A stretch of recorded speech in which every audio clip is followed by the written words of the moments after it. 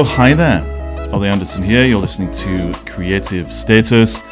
This is a podcast about using your creativity to improve your life by basically going through the process of becoming real. What that means is that you deconstruct and get out of your head in the sense of holding back, hesitating, having self-limiting beliefs, that you allow the shadow self to emerge from the ashes of that ego, and then that you can start flowing, growing, designing a life that you actually want to live, instead of just being an automaton that is fueled by impulse, reactivity, instinct more than intuition. And basically that if you can go through this process of growing real and becoming whole, you'll feel more connected to other people because you'll be more connected to yourself. You'll be more connected to life. And then you can die because that's what happens to all of us. But you'll at least have lived a good life, or the best possible life. So anyway, that's a rambling introduction. My name's Ollie Anderson, if you didn't know that. I'm a life and business coach. You can call me a creative performance coach, but I'm starting to realize that your job title doesn't really matter. I mean, I knew that anyway. But it's more what you do that counts. And basically, I just help people become more real with whatever it is that they're doing. Anyway, this podcast is an interview with a guy called Vince Salzer. Vince is a super cool guy. I met him in a group for freedom-loving entrepreneurs. And we got talking because we shared some similar interests and some similar philosophical questions about life and the human experience and what it means to be real, how ultimately it all boils down to unconditional love and truth and blah, blah, blah, all these things that I like talking about, wholeness mainly. So yeah, this interview is going to take you on a bit of a journey. We cover a lot of things. Vince has a really great system for kind of growing real, 3-step process. We talk about that. We talk about the barriers that hold us back. We talk about the things we're going to learn along the way on the path to realness. Just listen and you'll find out. But this was a really good one. I really enjoyed this conversation. It was very real. So Vince, thank you to you for coming on here and letting me interview you. Everybody else, I hope you enjoyed the conversation and that you get some value from it. If you have any suggestions for future interviewees, then send me an email or a DM somewhere. And other than that, just stay real out there, keeping the flow. And here we go. Oh, hi there, Vince. Thank you so much for joining me today on this episode of Creative Status. We've had some quite deep conversations in the short time that we've known each other on the internet. And we've decided that today we're going to dive into this stuff a bit more deeply, maybe make some new connections, figure some new stuff out. Before we get into all that, do you feel like introducing yourself, telling people what you do, what you're all about, what you want to get from this conversation, anything else really that you want to say? Okay. My name is Vince Salzer. I've been a blogger for over 10 years. Been on a few videos on YouTube, done a lot of stuff on Facebook, talked to multiple thousands of people about their lives and how to make them better.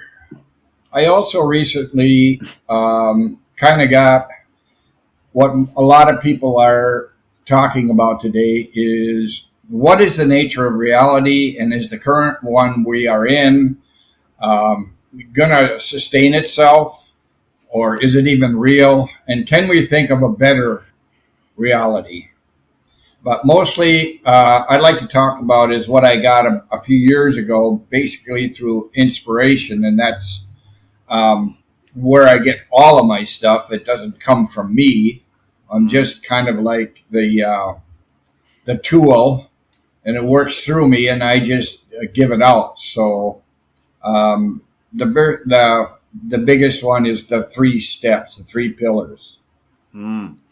So we'll get into the three pillars in a second. So just before we do, tell me a little bit more about the reality thing that you just mentioned, because reality is one of my favorite topics. Um, I'm obsessed with, what's real about human beings, how we can be more real, how we can flow and align ourselves with the truth. And I think really that's all we need to do. Uncover the truth and then live it. And if you can really just do those two things, things tend to work out. But what's your, I guess, the abridged version of your reality philosophy and all that kind of thing? Well, I totally agree with you that if you can really figure out what is real, um, then you can survive and thrive in your environment. Mm, Um, my take on that is that what we all think is reality isn't really real. Reality mm, is mm, we what is happening on the inside. yeah, That's yeah. actually the only thing that is real. The rest of it is outside, or what we think is outside is just Mm, our perception of mm, our inside. mm, And once we know that, then we can just basically create whatever we want on the outside. Well, now we're mm, not God or the creator of the universe or some infinite being or whatever you want to call it. There are certain restrictions. I mean, mm. do you want to create a reality where there are no floors and walls? I mean, not really. I mean, yeah, you could possibly, but I mean, how many people want to do that? So inside of current parameters, then yeah, we can basically create what we want. So long as we realize that it all happens on the inside and that is manifested to the outside. And you Mm, can't just sit there and like meditate all day long and expect things to change on the outside. But you do need to think about what you want so much and so energetically that you get motivated to actually create that outside reality. mm, And which it's just a term, there is no such thing as an outside reality. mm, But it's a manifestation of your interior thing. mm, And that is what you would call reality, is the outside part of it. And we really have to be honest about that too. It's like, you can say, well, it's like this and it's like that. Well, I would say the only thing it's like is that there are floors and walls and mm, streets mm, and mm, earth. And that's it, because those are mm, the boundaries. And you mm. can go into, millions of different ways that there are boundaries. But really, if you get down to it, a lot of those things can change too. So, Mm, mm. The way that I like to look at it is that there's a difference between the world and reality. I think for me, everything basically breaks down into it's either about wholeness, which is real, or it's about fragments. And the world is just a bunch of fragments. It's a bunch of ideas that we've acted on collectively that have created what we call the world.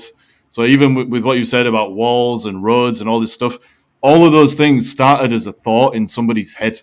Basically, any idea does anything that we mold the world around us with. It originally was a thought in somebody's head, and you could say that about anything. Like actually, like a book or whatever. All these things started in someone's head, and so if the thoughts that we are having are fragmented and disconnected from the truth about life, then the world that we build is going to be an extension of that.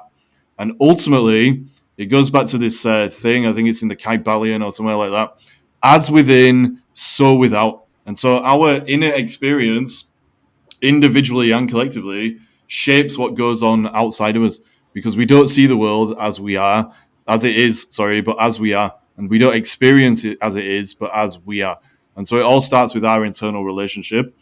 And I think if people can understand that, then the external world will affect them way less because they'll be picking up less social programming, less assumptions, less expectations, all that kind of crap. But also, they'll be able to see that they have a lot more choice and a lot more power and a lot more autonomy over their lives, because all of that external stuff is not just something to take at face value. It's not a barrier or whatever it may appear to be. It's just ultimately a reflection of the thoughts we've already had, or the people before us have already had, in the case of the world and social systems and all that kind of thing. And so it can all be changed. If it came from human beings, it can be changed. So I totally agree with you about the reality stuff. And I'm glad that you've brought it up, because I think in relation to your 3 pillars, that understanding of reality as a foundation is actually essential to making as much sense as possible of the 3 pillars. So I keep talking about these 3 pillars. Do you want to tell us, first of all, what they are, and how you've kind of used them to help people, or how they have helped people? Okay, yeah. It's kind of like we go from a way of looking at things to actually getting to the point where we can actually, quote unquote, do something about it. So Mm-hmm. these are 3 concrete pillars on actually achieving what you want to manifest. So Okay. it first starts with, well, it's all tied up. The first 2 steps are tied up with love. And the first step is realize that you are loved. Mm-hmm. And I could say unconditionally, metaphysically, because there is something out there that loves you. Mm-hmm. No matter what you do. Mm-hmm. And, you could say, why? How do you know? It's because you're alive. If he didn't love you, the first thing you did wrong, he'd kill you. He, it, whatever. That presence, the quantum vacuum, whatever it is. If you didn't abide by the quote unquote rules, you wouldn't be here. And so it goes to the most basic uh, function of yourself. And that can be, in my coaching, that can be weeks long, because people just can't understand it. They can't even conceptualize of a thing called God. They don't realize that maybe their family could love them, or even society or something like that. They're Mm-hmm. just so caught up with the hate that they can't even realize that they're loved. You got to realize that you are loved before you can do anything else. So the Mm-hmm. second step is that you have to, from that realization, you have to kind of say, imagine, or you can actually think about that you love yourself. And everybody says, oh, I love myself. Says, well, go look in the mirror and say, I love you 10 times, and see what comes up in your mind. Mm-hmm. And don't give me any crap about, oh, it says in the back. I do it all the time. And I've done it for years. And you know what comes back at me? No, you don't. Mm-hmm. No, you don't. Look at what you did here. Look at what they did there. Look at this world, how screwed up it is. It's all the excuses. Mm-hmm. And that's the second hurdle to overcome, is that you got actually have to begin to be able to look at yourself in the Wow. mirror Yeah. and say, I really do love myself, at least a little bit, despite everything else. Mm-hmm. And you begin to take on godlike qualities, because God loves you unconditionally, no matter what you did. Mm-hmm. And realizing that, then you look in the mirror and say, no matter what I did, no matter what happened, I still love myself. Mm-hmm. Then finally you can get to the third step, is called finding your dream. And that is an ever ongoing process. You never really find your dream, because the universe is always expanding. Everything is moving and changing. Even your dream changes. Let's just say you had a crappy material dream of buying a house. Well, the first house you got was 800 square feet, and or 250 meters. No, 50 meters or 60 meters or something like that. Well, now you've accomplished it. Well, you keep going, and pretty soon, no, I need a 2,000 square foot meter, a 200 square meter, 2,000 square foot house. And so your dream is changing all the time, and that's just a material thing. You're Mm-hmm. always growing and changing. I got to this level of realizing that I'm loved, and then I love myself. So now I have a dream. I get to the next level, and my dream gets bigger and bigger and bigger. Mm-hmm. And so it's always an evolving, ongoing process where you keep going back Mm-hmm. to really saying, okay, how do I love myself? Mm-hmm.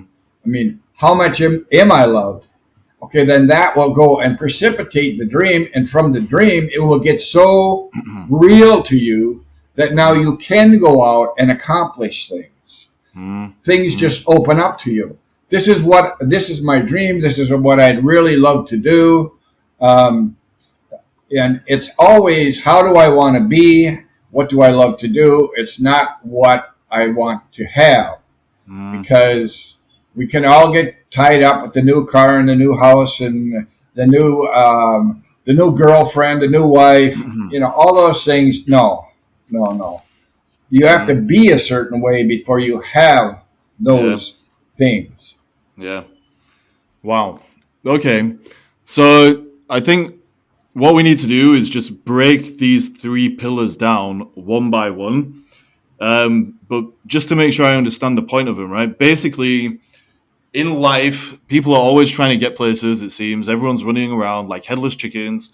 They set goals for themselves, but a lot of the time, those goals are not necessarily real or true to who that person really is. And it's because them setting these goals before they've done the inner work of realizing that they're loved or connected to life or whatever language you want to use.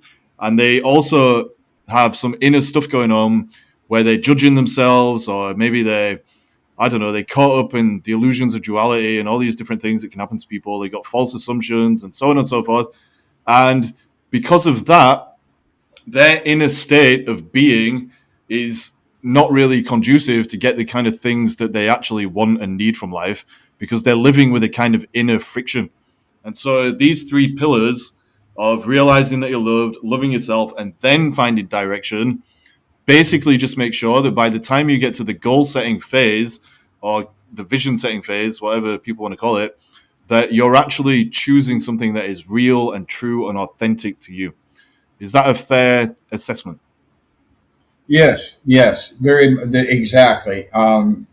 We can only really achieve our dreams or even have a dream. No, we can only achieve our dreams or find our dream if we come from a point of love. And Mm, you could use a lot of other words, but I just use love. And a lot of times I start out the whole session with realizing that you always do have a dream. mm, You are living your dream that you dreamed of 5 years ago, whatever, before you were born, all this stuff. mm, You mm. always do live Wow. your dream. Yeah. So all you need to do now is do the Wow. steps so Yeah. you can find the real one that you want. And Yeah. don't just Yeah. say, well, I have a dream and it's out there. No, it's Mm, not. It's mm. right here with you right now. And you're Wow. living it. You're Yeah. Yeah. dreaming that dream right now. So Yeah. let's Yeah. Yeah. change it. Wow. What you say is so true. The problem is, like, people, they're dreaming they're dreaming without even knowing that they're dreaming. They're not consciously using these laws and principles that you're talking about. And so whether whether you're aware that you're using the law of attraction or whatever we're talking about, whatever you want to call it, or not, these natural laws don't go anywhere. They're always working, they're always operating. And so if you're asleep because you're lost in the ego and all that kind of stuff, you're just acting out as a consequence of your social programming and self-hypnosis and blah blah blah, the law of attraction is still working. And so actually what you need to do is wake up and see that you are kind of in a lucid dream actually, and you can play a role in it. And by making choices and accepting that you're loved and all the stuff you're talking about, you're going to get better results and be able to kind of mold reality in this, to a higher degree. Obviously you can't change everything like you said. So for example, these natural laws are just a thing. I don't think anyone can ever go against them. So it's they're the the thing that created us, basically. But we can work within the parameters of that. So anyway, I'm ranting and raving. Let's go through these the three pillars one by one, just to give a bit of a mini masterclass, let's say, on exactly what people can do to start moving down this pathway. So the first one then, realizing that you're loved. You've talked about God. I call it wholeness when I'm talking about this. Some people call it just pure consciousness or whatever. There's all these different words, but they're all talking about the same thing. And ultimately, it's this feeling of realness and connection to life and everything else. That's how I normally end up talking about it. This feeling of realness is always there, and it's something that all human beings have, probably all living creatures. You can't get rid of it because reality is about wholeness. What's whole is always complete. It never goes anywhere. You can't add to it. You can't take away from it. Blah, blah, blah. It's just there. That feeling of wholeness is love and all these things. There's a saying, I think, from the 70s or something, or maybe the 60s. I think I saw it in like a book about hippies or something. It said, God is love is truth. It's all the same thing. These are just words. So anyway, this feeling of realizing that you're loved, what steps do people need to do in order to kind of experience this thing that we're talking about, the feeling of realness or love from your point of view, or God or whatever? Like, how can people? Yeah. Well, it starts maybe in a metaphysical level, but maybe we can just start on a very practical level. Do you think that your siblings, your parents, your child, do they love you? And then if you're a normal person to within 2 or 3 sigmas from the center, if you know anything about probability, then yes, your parents love you, unless you've created such chaos that they just can't anymore. But they probably still love you, but they're loving you from a long ways away because you are their progenitor. You are their offspring. They really don't, in a way, have any choice. It's built in. And that's the biggest thing, you know. And you can go into another example is, do you love your children? Yes, for 99.9% of the normal people, not the psychopaths or something else. Yes, no matter what they do, you love them. Maybe if they're on drugs and all this stuff, then you can't have anything to do with them, but you still love them. Yeah. And so that's just an example of it, you know, right down here. Now we can take that to ultimately to go on and say, God is everything, everywhere, all at once. And so everything is a part of Him. And so that you're here, and I would say, because you're here and because that is who Source is, or what Source is, or God, or whatever, that means that there must be something good about you that you even are here. There must be something there.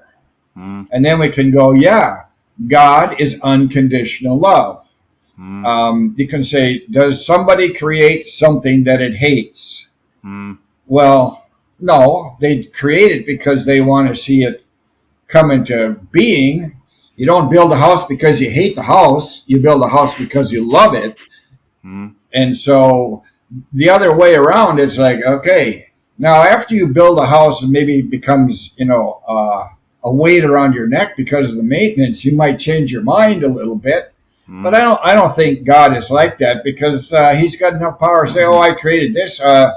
Didn't like that part, so I'll just kind of let it go. You know, let's go on creating some other thing. So you're still here. So He hasn't let go of you.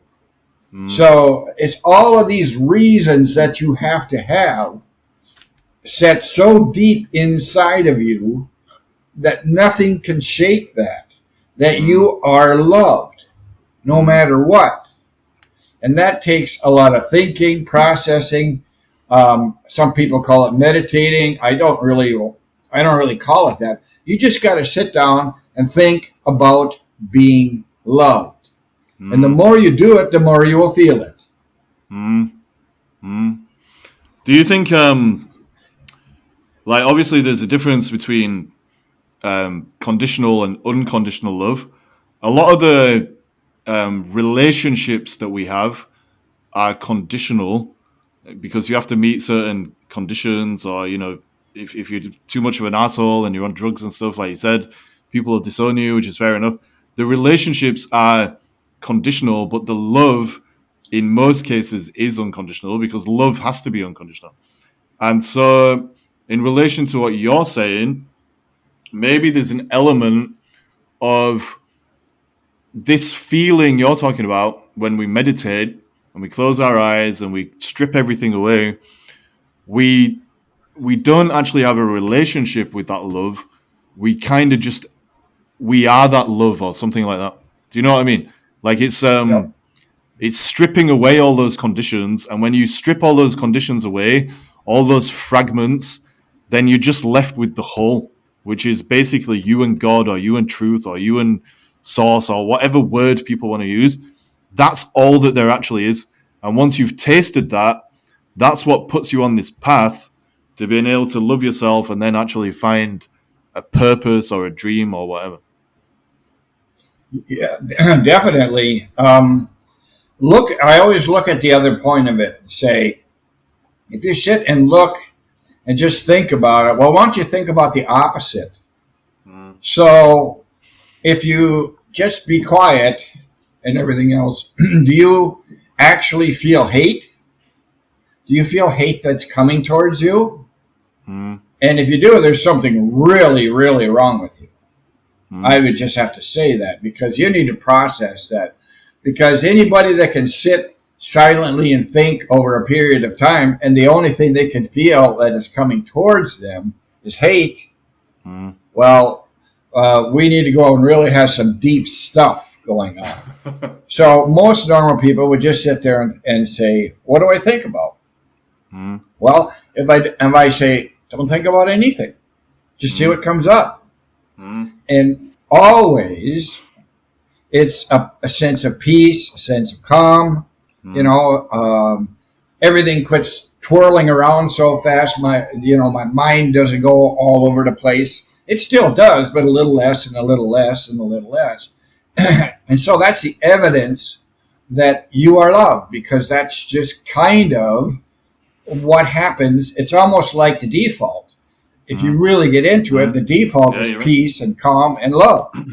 Yeah. And you need to do some quote unquote work. You need to set some time in the beginning to do that. And pretty soon, it doesn't make any difference what you're doing. I mean, Mm, uh, whatever percentage of the day that we're doing something, we're doing without even thinking about it. mm, And underneath, we can be thinking one of two things. What's going to happen? All this stuff. Or the other thing is, I'm at peace. I'm at calm. The universe loves me. mm. I am worthy.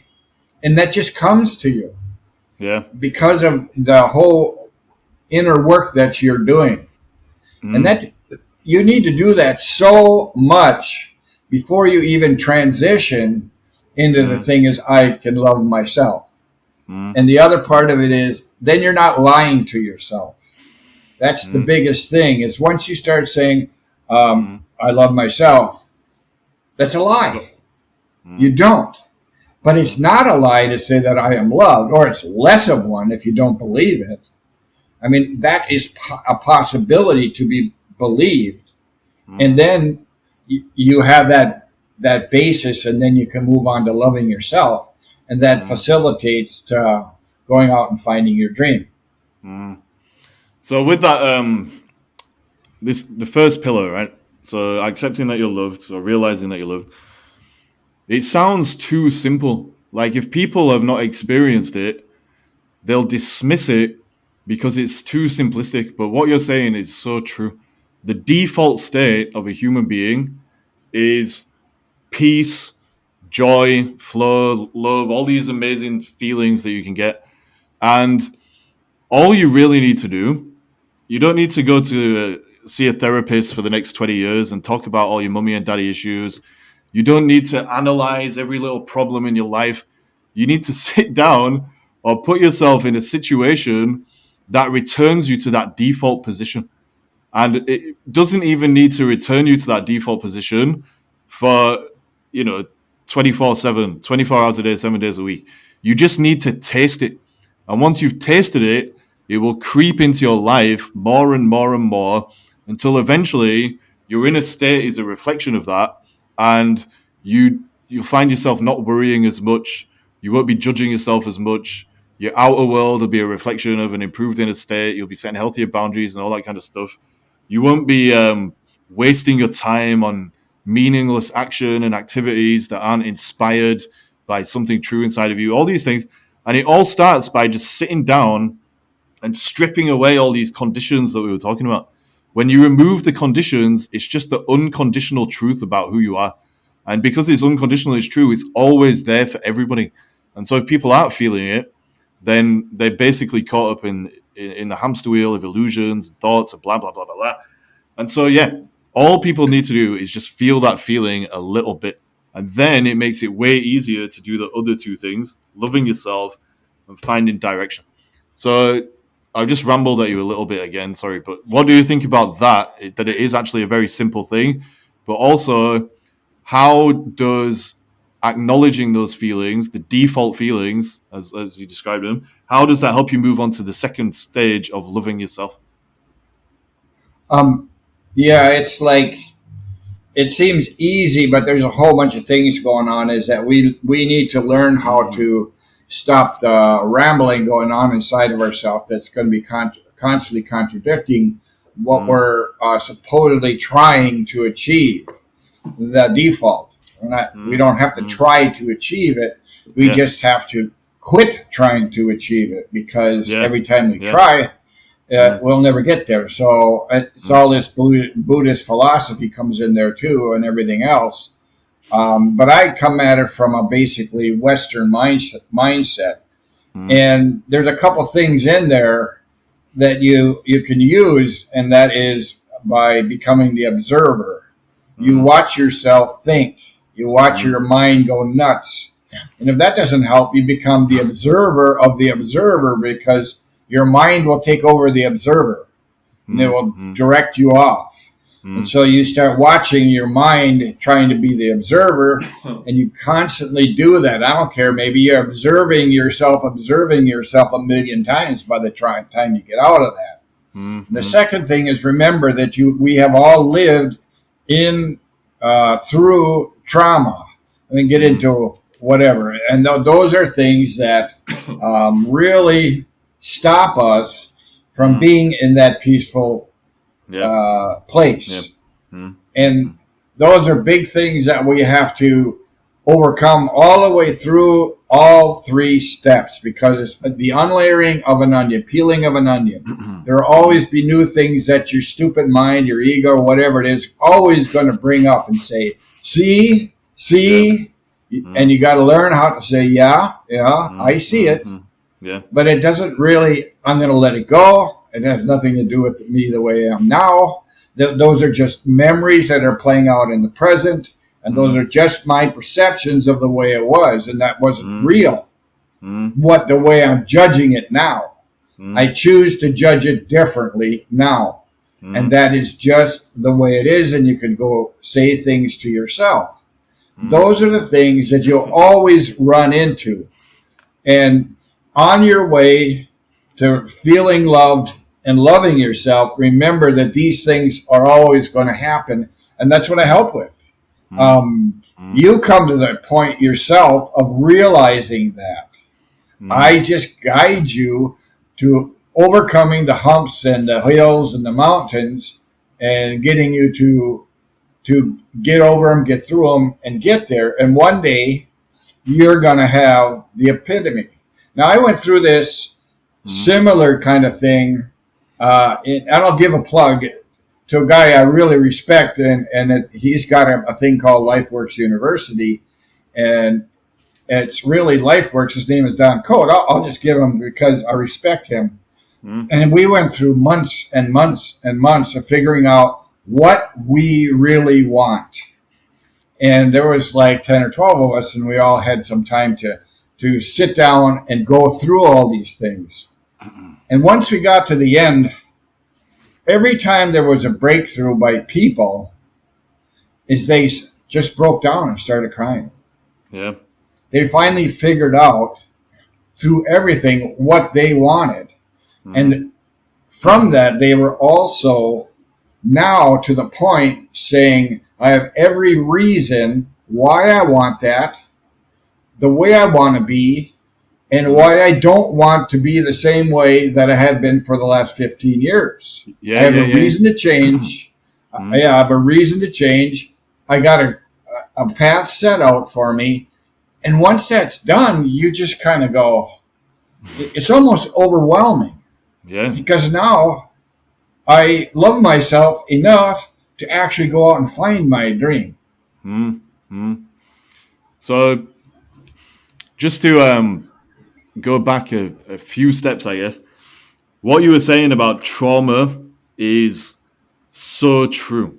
So I'm always talking about three main emotions that are just causing people's lives to be screwed up: shame, guilt, and trauma. Trauma is obviously the most extreme, but all of those emotions, shame, guilt, and trauma, they basically have the same effect on people, which is that it sends them into hiding and into needing, I suppose, a sense of control freakery. Like they need to control life instead of going with life. And they need to control it to stop these emotions surfacing again. But the end result of that is that they can only hide behind one thing, and the thing they hide behind is the ego stuff. And the ego, as I see it, is basically just the opposite of reality. So anytime we start identifying with ego, we get caught up in illusions, we get caught up in fragmentation, we think we're separate from everything, we think we're disconnected, and blah, blah, blah, blah, blah. And all that ultimately means is that it prevents us from the first step in your three pillars, which is realizing that we're loved. If reality is love, wholeness, God, blah, blah, whatever you want to call it, and the only thing that can stop us seeing that is the ego stuff, because the ego just ends up filtering reality through what we think we need to see because of what our shame, guilt, and trauma has conditioned us to believe about ourselves, then actually the next step, like you said, in terms of loving yourself is about stripping away and deconstructing all that ego stuff. Or at least that's how I see it when I'm coaching people. So is that how you would kind of approach that if you were working with someone? It's ultimately realizing, okay, we're all loved. Reality, truth is wholeness, God, blah, blah. The thing that stops you from seeing that is your relationship with yourself, which is always your emotional stuff causing a fake identity, aka the ego. And if you can kind of deal with that symptom, then the rest is ultimately going to fall into place. Maybe I'm getting carried away. Yeah. No, I think you're right. We basically agree on things and probably just use different words, really. I'll just give you my focus is that I am focusing people on the love part and already showing them that is what runs the universe. That's what made everything go. Nobody builds a house without loving it. Nobody buys a car or builds a car without loving it. So I just focus on love. And once you do that, you're kind of going to realize that you're running up against stuff. And we deal with those things as we come across them. We don't focus on the trauma. We don't focus on that. We know there's trauma. Yeah. It comes from shame, fear, and guilt. I include fear in there, which kind of doesn't create trauma, but something bad happens to us, creates the fear and the shame and the guilt. So we have to deal with all of those things as they come up to us. And, it's so myriad and so many combinations that it's really hard to, come up with a specific thing. That's got to be geared to each individual. But generally, it's that when you're thinking about love and you're getting distracted, remember to watch what you're getting distracted about. What is it saying to you? And then you deal with it by saying, by various techniques. But here's a good one. You just say thank you for what Mm, you're doing. It's a basic meditation practice. Thank you mm, for what mm. you're doing. And Wow. okay, you said it. You're fine. Okay, now it becomes part of the past. Comes, Mm, you can actually say, we're going to set it over there because it's in the past. mm, It's already been dealt with. And the other part is realize it, that it happened, that it came up, and say, thanks, and I let you go. mm. So I don't even have to set it over there. I could just say, thank you for bringing it up. I realize it, and you just let it go. Yeah. Yeah. Another technique is you can tell your ego, I want to think about positive, cool, peaceful things about love, and why don't you go over and deal with all the crap that you want to deal with, all the bad things in the past. You go over there, and I'll even give you stuff to play with over there.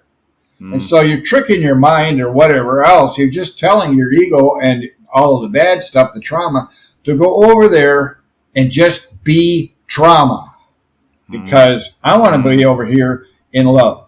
Wow. And so you separate the things out. And so there's, Wow. hundreds of different ways that you can deal with those things. And that's Mm, when you get into coaching is that you gotta have all these tools and techniques right at your fingertips. And I've mm, been mm, studying this for probably over 30 years. So there's so many in there that I got thousands and thousands and wow. thousands of them. And just Mm, one just comes up when I get what you're feeling and what you're saying. mm, So why don't we try this? Oh, that didn't work. Well, try this. mm, Well, mm, you know, and if you're at all wanting to find your dream, feel some love, we'll find one.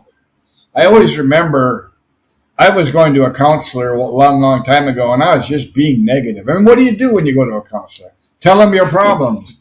Yeah. Yeah. And, and it's like finally he just said, you know what? There's got to be a way through this. I went, what? Mm, Oh, there's got to be a way through this. mm.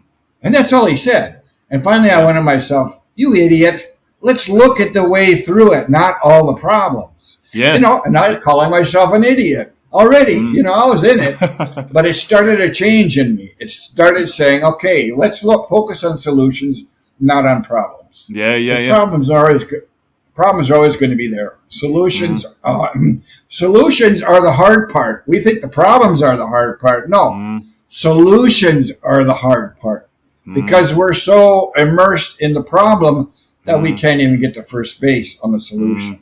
So Yeah.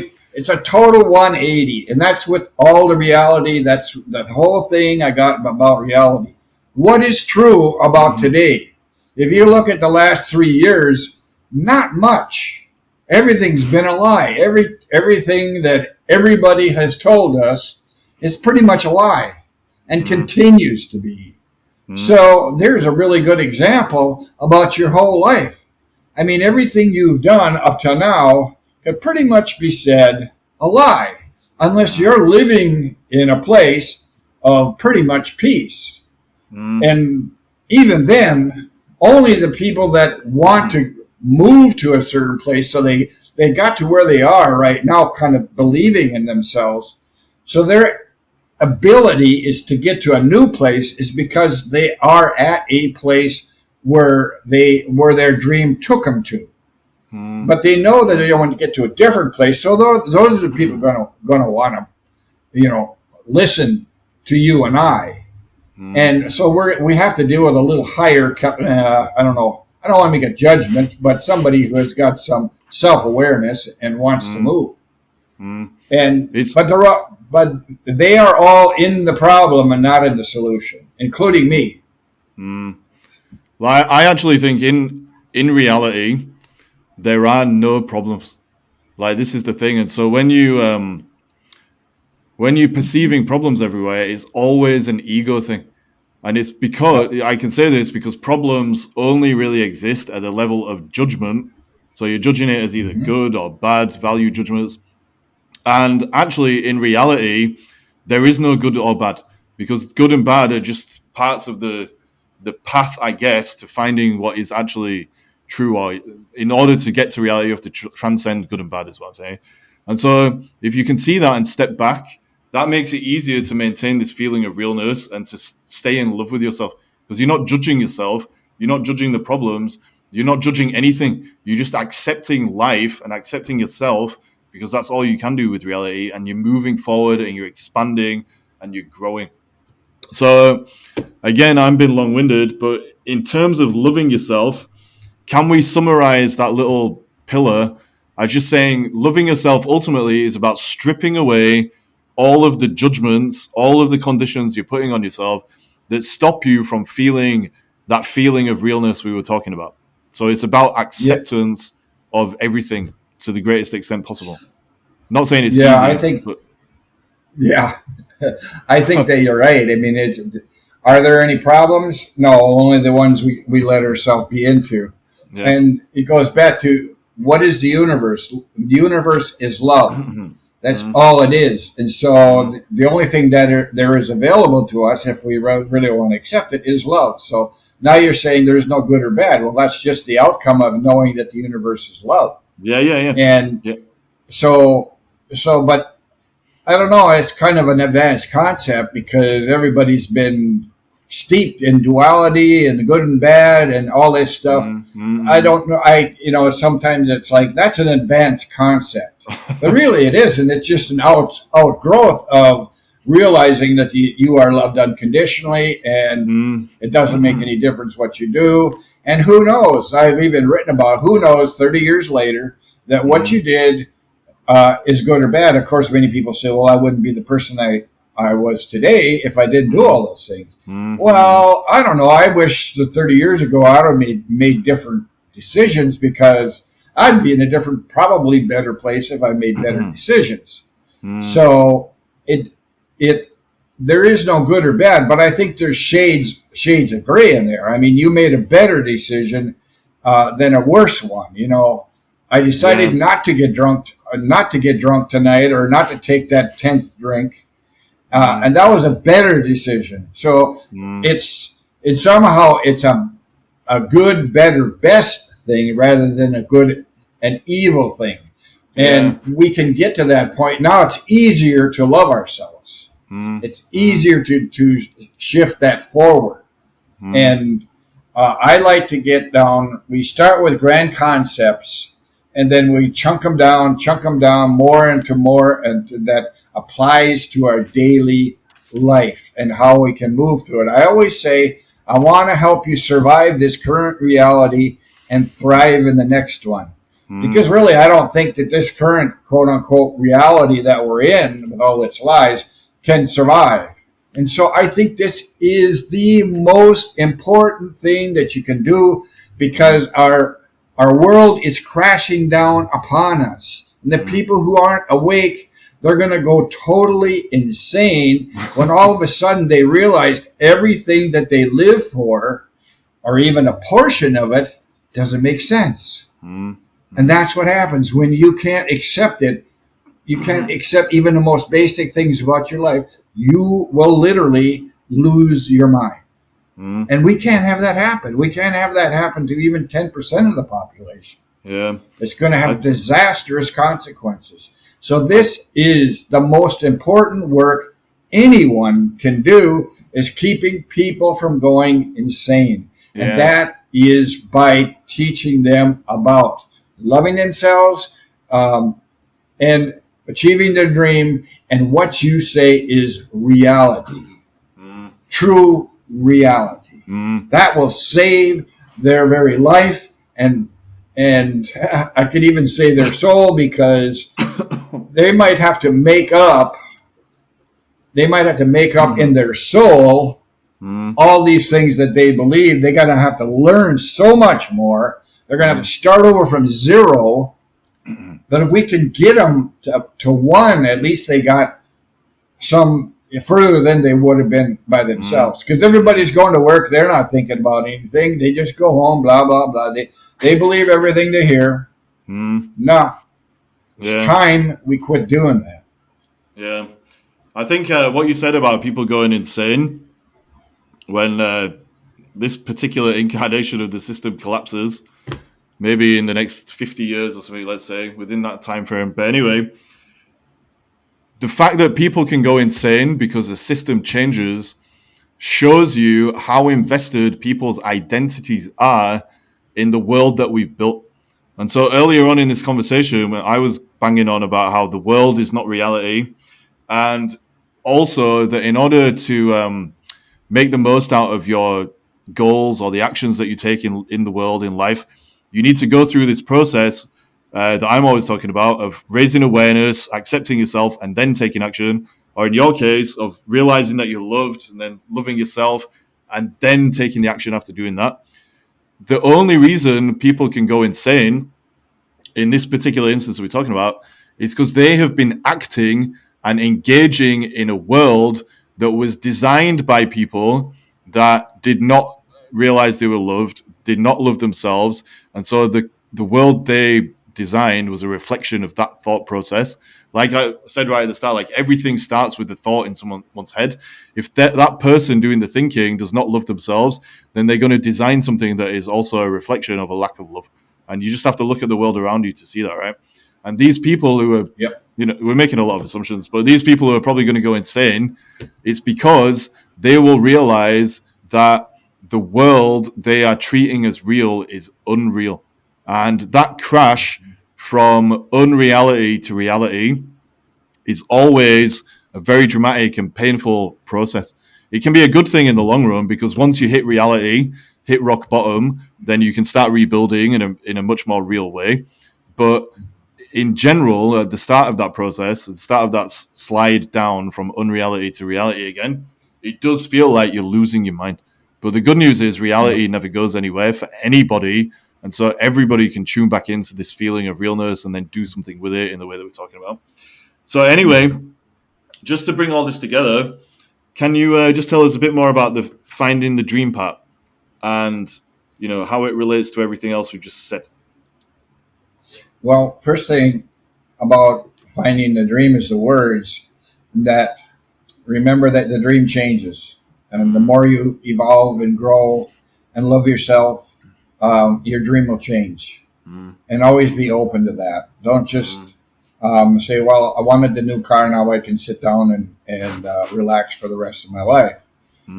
You do sit down and enjoy the car. You do enjoy the new level of peace and joy and relationships that you have, but always realizing that it is changing and it is growing, and that's what keeps you alive, is constantly finding your dream, constantly loving yourself, constantly feeling the love of the universe.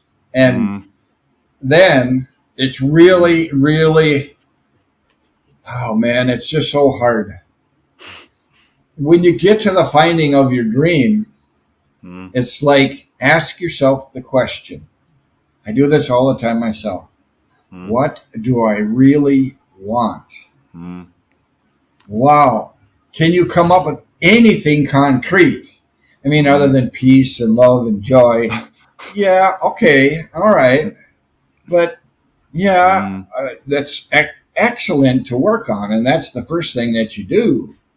But then, you got to get up tomorrow morning and say, what am I going to do? Well, I'm going to feel peace and love and joy.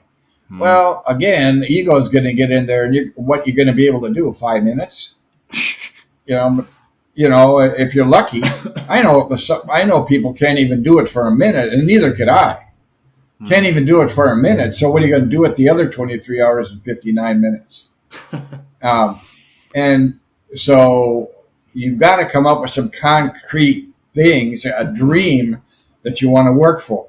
Yeah. And what is that joy and peace and love look like in your life? Where would you be? What would you be doing? What would be the outside circumstances? Would you live in a city? Would you live on a farm? Would you live in a jungle? And you just have to go over and over and over it until you actually get to the point that, yeah, this is approximately where I want to be. And of course, it will always change, but at least you can get to the point where you kind of say, I could sit in this place for 10 minutes and be totally okay with it. Mm. And the rest of the time, I could be actually on my computer doing things I love, or out there building stuff that I love to do, or creating a painting, a sculpture, a house, taking care of plants and food and animals. I mean, it just goes anywhere, and I, you just get all of that stuff and you just pick out what you want and what would make you feel the best. yeah, yeah. I think it's that simple. Like, what feels good, but not in a hedonistic way where you're trying to escape from yourself. When you were talking, it reminded me of what you were saying about Buddhist philosophy and all that kind of thing, where as soon as you start trying to heal yourself, or you start trying to fix your life, or you start trying to do all these different things that people try and do, that is when the problem actually starts. And it's the same with this in a way. So if you've gone through these stages that you're talking about of realizing that you're unconditionally loved, loving yourself because you stop judging yourself, you accept yourself unconditionally. Well, really, when you get to that stage, you don't need anything, do you? Like, it's not like adding a Lamborghini or I don't know, in my case, like a shiny new guitar or something to my collection of accoutrements I picked up in life. It's not like adding that stuff is going to make me feel any better or really change anything, because the real stuff is always there. That's the whole point, right? But you need to do something with your time. So it's about choosing things that are going to give you pleasure. They're going to give you an amazing experience. They're going to allow you to help other people, to express yourself in the right way and help other people on their journeys and all this stuff. The dream part is something that I think you you want it, but you don't really. It doesn't matter if you get it or not, and so you detach from it. You're outcome independent, and ironically, having that attitude means you're more likely to get the things that you want anyway, and you still appreciate them and you be grateful for them, but you realize it's all just part of the ride. It's not you. It's just something that you've chosen. And as long as you're making choices that allow you to keep growing real and expanding and experiencing more wholeness and blah, blah, blah, then it doesn't matter. But not in a nihilistic way. I always say, like, nihilism is just the same as spirituality, but nihilism is just saying everything's empty, so fuck it. Spirituality is saying everything's full, so fuck it. Pardon my French. Let's just do what feels good and do what I need to do. And so for me, once you've had that feeling of realness, it all just falls into place and everything else is gravy. I don't know if that's how you see it, but that's Yeah, absolutely.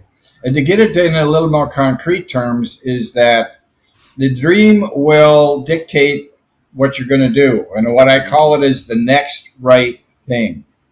So you always bang up against something, and when you have your dream, it's like, okay, the question becomes, so what do I do about it? yeah. And it's only the next right thing. Let's not get all crazy and all tense about it. It's the next right thing.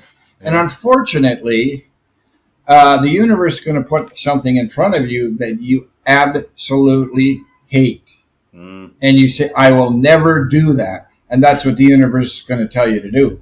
Unfortunately, in most cases, hopefully not every one, but it's going to be the thing that you don't want to do. You might not say that's the absolute thing I won't, but I won't do this. And so it's going to ask you absolutely to do that. And once you keep doing that, it's going to get better and better. The other thing is the next right thing is only the next right thing until you receive feedback. Then it might not have been the right thing, but yeah, it was at the time. And so now you change it to the next right thing. You do that till you get feedback, and then you do the next right thing until you get feedback, change it, and you keep going. And that's how you could just say, I don't care. Like you said, I don't care. It's all the same. All I'm doing is the next right thing, waiting for feedback, do the next right thing. And there's no stress. There's no nothing. I'm not judging myself. I'm not judging anybody else. I'm just doing what the universe is asking me to do. You can say the universe. You can say the universe, or what wells up inside of you, or however you experience it. Yeah, love it. And if you don't go through the other steps of realizing you're loved, loving yourself, then you'll never be able to just live in that way where you're just doing the next right thing, the next right thing, the next right thing, because you'll think that everything you do has to be way more significant than it actually is because of your ego stuff and the way it's invested in it. So, wow. Well, Vince, I think we've smashed out your 3 pillars. We've said a lot about them. I think everyone's got a good understanding of them. And I found this really interesting. Have you got any final words of wisdom to sum this conversation up? We've covered loads of stuff. And I don't know, how would you sum it up, or what are your final reflections? And can you tell people where they can find you as well, please, on the internet?